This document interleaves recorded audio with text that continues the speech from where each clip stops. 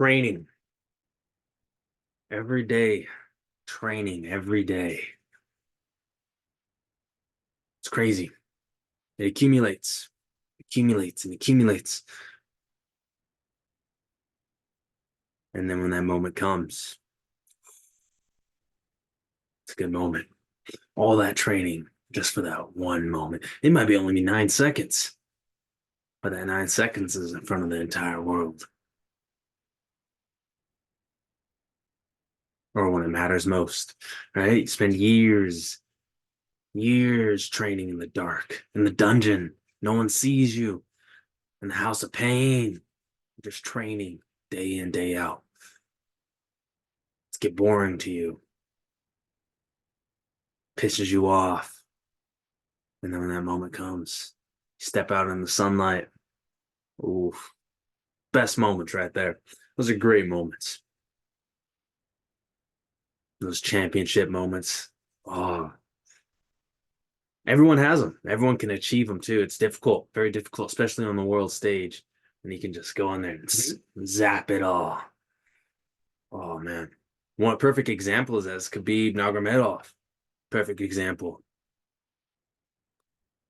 Now,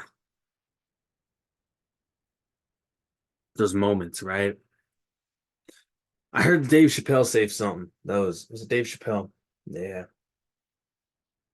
Now this one tricked me out. It's either Cat Williams or Dave Chappelle. I can't remember exactly who said it, but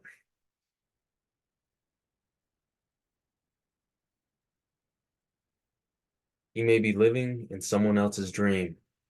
Be grateful when you're living in yours, but remember, you might be living in someone else's dream. Along those lines, that's what it said. And I thought about that. I really thought about that because I keep thinking about that. You may be living in someone else's dream.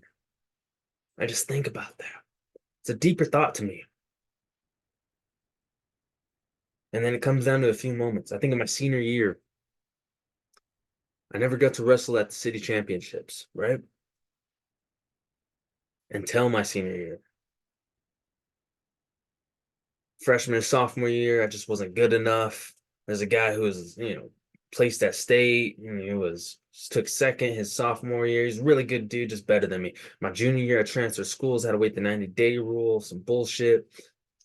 But my senior year, I didn't have none of that. In all those years, I was just training.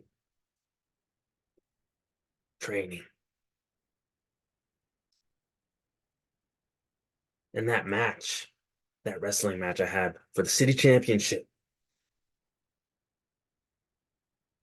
that kid was living in my dream, living in it, because I dictated what happened.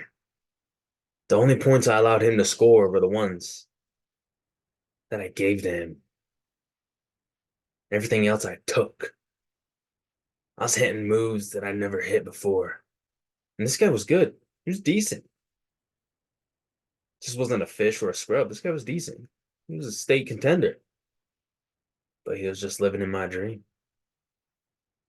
And then, I won divisionals and districts, won all that shit. And think about those. I mean, when I won, was that part of my dream? I know those were my moments. Those were good moments for me. Divisionals and districts, that's way above city, even though I won them. But city just meant so much more to me. In front of his family, in front of his girlfriend, in his own school. Everyone's eyes were on that one mat. There's the only mat out there. Beam shining down, college style, right? Duel.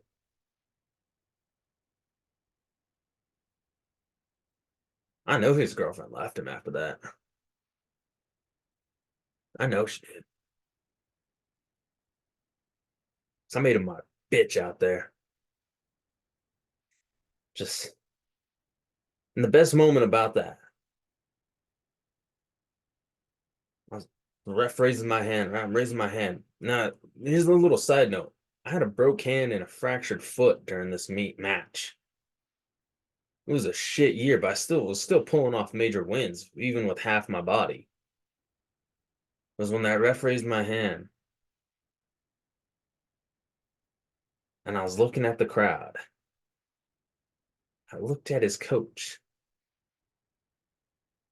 and then I looked at him, and he was walking off, head down, back turned, headgear already off. Oh, that moment lives forever in my head. And my hands are raised above, and he's fucking solid. It was a great moment. It's a good moment in my life. Right? That was my dream. That was a dream moment. But he was living it. And I really think about that. Because there's been other moments where when I was running track in college, those were good moments I had. And then I think, what are moments where I was living in someone else's dream where I didn't win?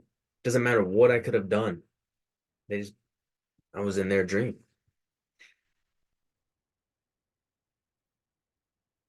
Very small, very small times where I've been in someone else's dream. But yeah, think about that. Think about that. It's a good thought. Can you manipulate it? Can you manipulate time, energy? John Jones, when he was fighting Rampage Jackson, couldn't sleep, was having dreams about how Rampage was going to beat him, kept getting knocked out. Then he enters in the cage crawling, changed the whole aura of the fight because Rampage Jackson, I seen an interview just recently, him and Sneeko. He's talking about how when he was in visualizing the fight, is always him walking in. But when John Jones crawled in, it messed up his whole entire vision, his scope. You can you manipulate energy like that? Middle of the fight, mid-air. When you're manipulating the energy, you change the dream. Because John Jones's dream was continuing being undefeated. Then his literal dream he was having was him getting knocked out by Rampage. Rampage visualization was him of knocking him out. But then he manipulated it somehow, changed the energy, stole the energy. I don't know what he did. Captured it somehow, capturing energy from someone else, just taking it. It's possible. We've seen it, John Jones stealing energy from someone. What does that look like?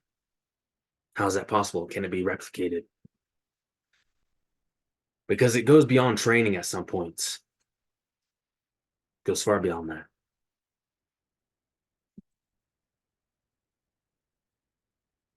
Maybe if you think about it so much, you can breathe it into existence. I believe that's possible. You can breathe it into existence. Through sheer force of will, you can make it possible. Stealing the dream,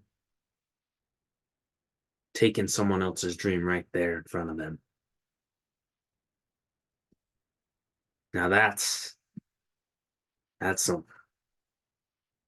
Well, anyways, someone should think. Check us out on Rumble, like and subscribe. Till next time, guys.